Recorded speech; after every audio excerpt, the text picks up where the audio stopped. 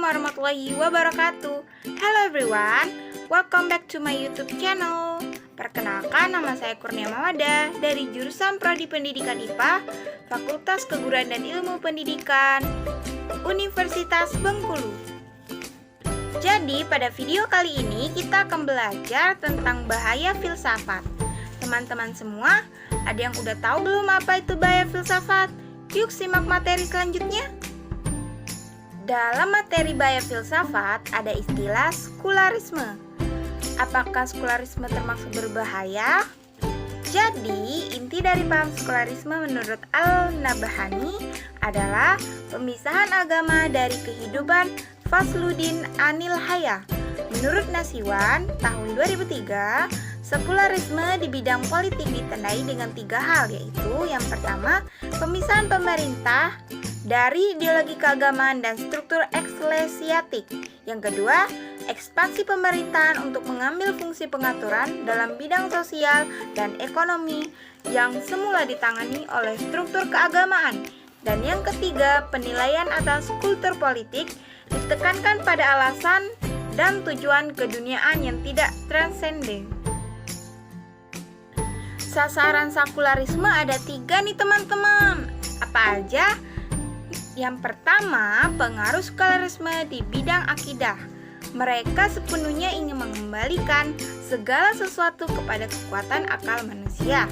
Yang kedua, pengaruh sekularisme di bidang pengaturan kehidupan. Jadi, pengaruh dari sekularisme merambah pada aspek pengaturan kehidupan lainnya dalam rangka untuk menyelesaikan segenap persoalan kehidupan yang akan mereka hadapi. Dan yang ketiga, pengaruh sekularisme di bidang akademik. Di bidang akademik, kerangka keilmuan yang berkembang di Barat mengacu sepenuhnya pada prinsip-prinsip sekularisme. Teman-teman, aspek bidang pengaturan kehidupan tadi terbagi lagi menjadi beberapa bidang. Yang pertama, bidang pemerintahan. Dalam bidang pemerintah, yang dianggap sebagai pelopor pemikiran modern dalam bidang politik adalah Niccolo Machiavelli, yang menganggap bahwa nilai-nilai tertinggi adalah yang berhubungan dengan kehidupan dunia dan dipersempit menjadi nilai kemasyhuran, kemegahan, dan kekuasaan belaka. Yang kedua, bidang ekonomi. Dalam bidang ekonomi muncul tokoh besar seperti Adam Smith yang menyusun teori ekonominya, berangkat dari pandangannya terhadap hakikat manusia. Yang ketiga, ada bidang sosiologi. Bidang sosiologi ingin berangkat untuk memahami bagaimana masyarakat bisa berfungsi dan mengapa orang-orang mau menerima kontrol masyarakat. Dan yang keempat, ada bidang pengalaman agama. Dari prinsip pluralisme agama, muncul pandangan bahwa semua agama harus dipandang sama, memiliki kedudukan yang sama, namun hanya boleh mewujud dalam area yang paling pribadi, yaitu dalam kehidupan privat dari pemeluk-pemeluknya. Setelah kita mempelajari beberapa materi bahaya filsafat, muncul sebuah pertanyaan nih teman-teman, yaitu pada pengaruh sekularisme di bidang akademik, kategorisasi filsafat pilar utama itu apa saja? Kalau teman-teman tahu, silahkan tulis di kolom komentar ya. Pertama, ada filsafat ilmu. Pembahasan filsafat yang mengkaji persoalan benar atau salah. Dan yang kedua, filsafat etika. Pembahasan filsafat yang mengkaji persoalan baik dan buruk. Dan yang ketiga, filsafat estetika. Pembahasan filsafat yang mengkaji persoalan indah atau jelek. Bagaimana umat Islam seharusnya dan sekularisme? Seiring dengan proses penjajahan yang mereka lakukan, ide-ide sekularisme terus ditancap dan diajarkan kepada generasi muda Islam.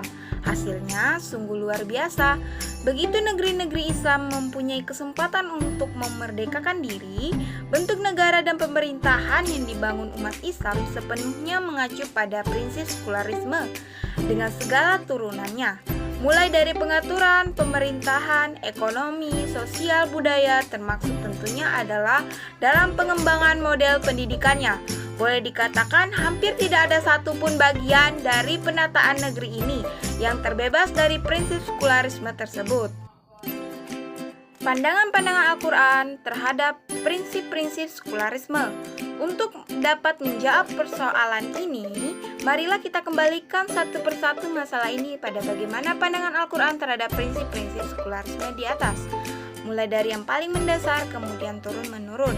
Dari firman Allah dalam Quran Surah Al-Insan ayat 2-4, yang artinya, sesungguhnya kami telah menciptakan manusia dari setetes manis yang bercampur, yang kami hendak mengujinya dengan perintah dan larangan, karena itu kami jadikan dia mendengar dan melihat. Sesungguhnya kami telah menunjukinya dengan jalan yang lurus.